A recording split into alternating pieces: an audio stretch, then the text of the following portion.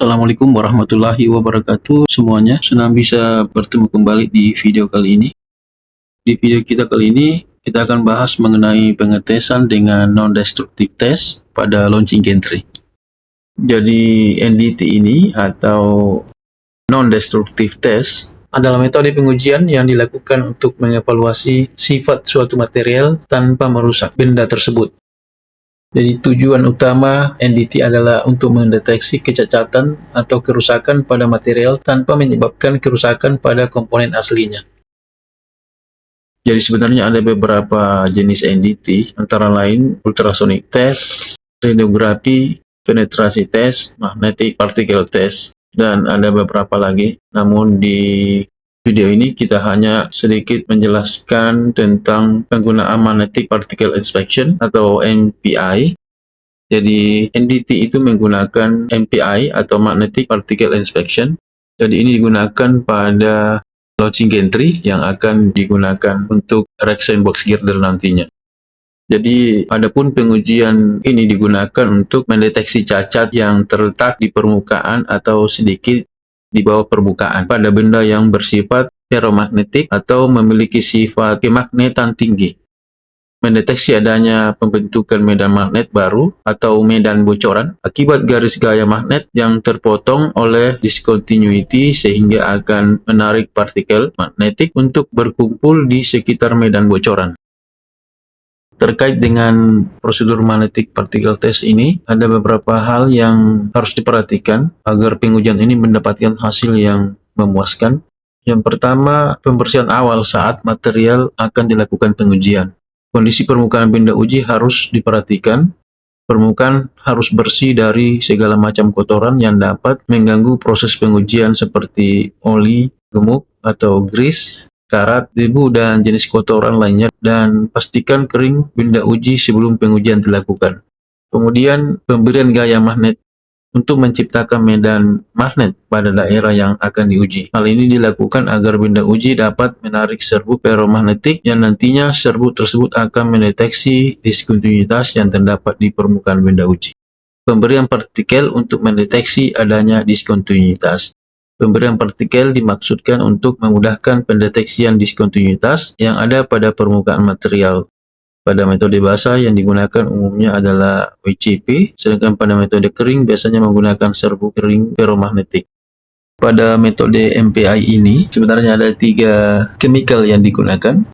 Yang pertama adalah pembersih, clean over, kemudian ada cairan besi, kemudian ada white contrast yang berwarna putih itu.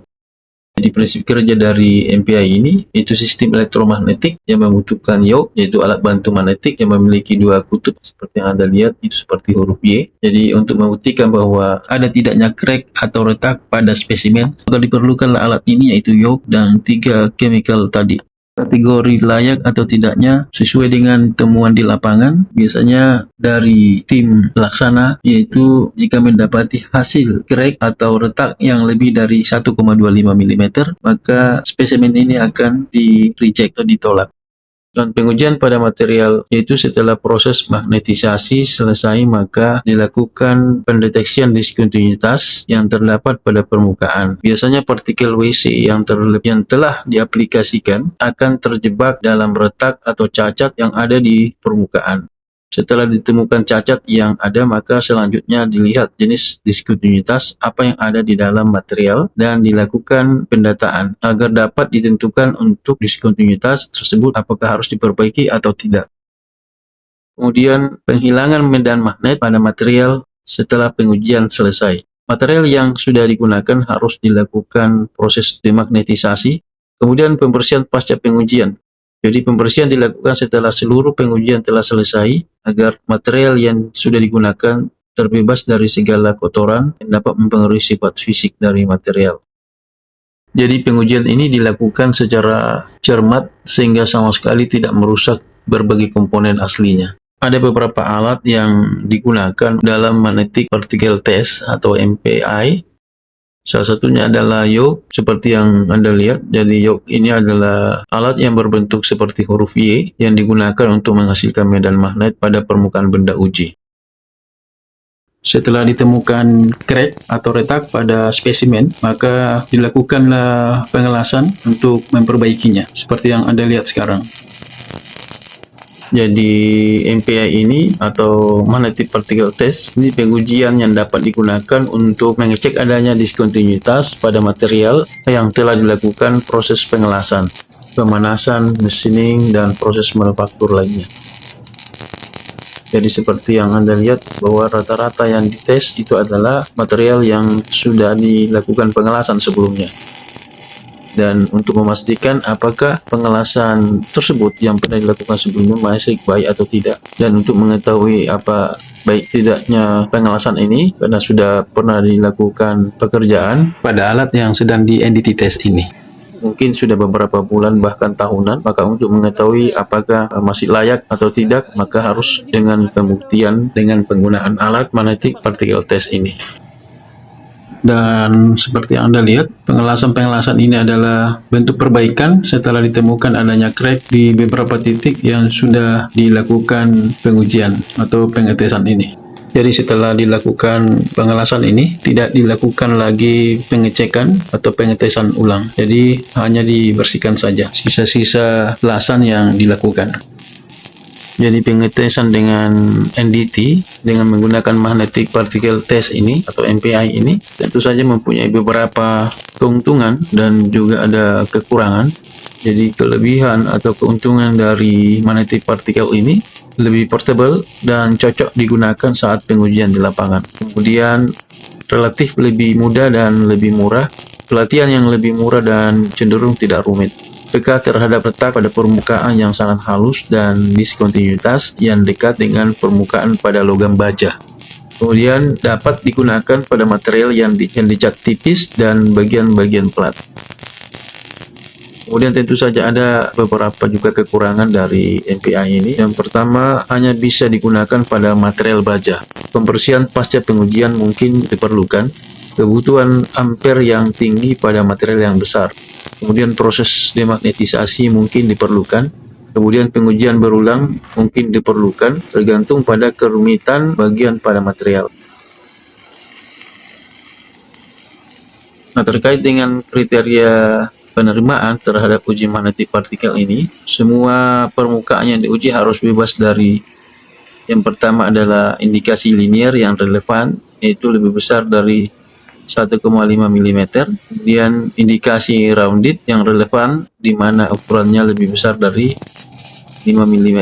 Kemudian 4 atau lebih indikasi rounded yang relevan berjajar dalam satu garis terpisah satu sama lainnya pada jarak lebih kecil atau sama dengan 1,5 mm dari ujung ke ujung.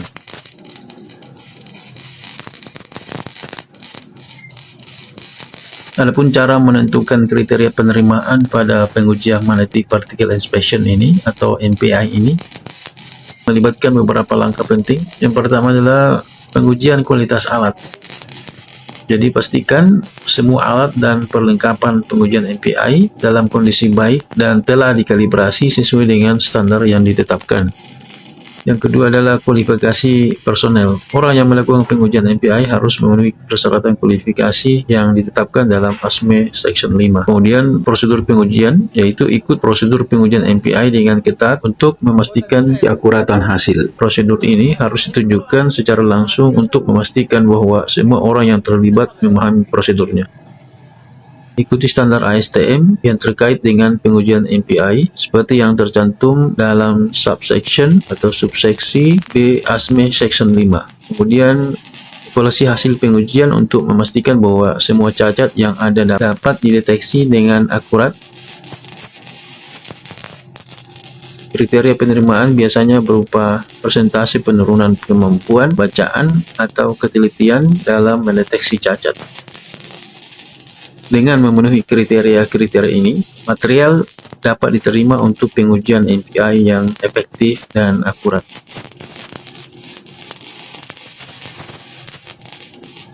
Sebagai catatan bahwa yoke ini memakai alur DC karena kalau di lapangan susah mendapatkan power atau listrik, maka biasanya pakai genset, sehingga dipakailah yoke dengan alur DC. Jadi sistem yoke DC ini adalah jenis magnet yang dicas. Jadi kalau misal daya rekatnya atau daya tariknya sudah melemah, maka akan dicas lagi. Ini berlaku pada saat alat atau yoke ini dikalibrasi. Jadi pada saat dia dikalibrasi, maka ke magnetnya ditambah lagi kekuatannya.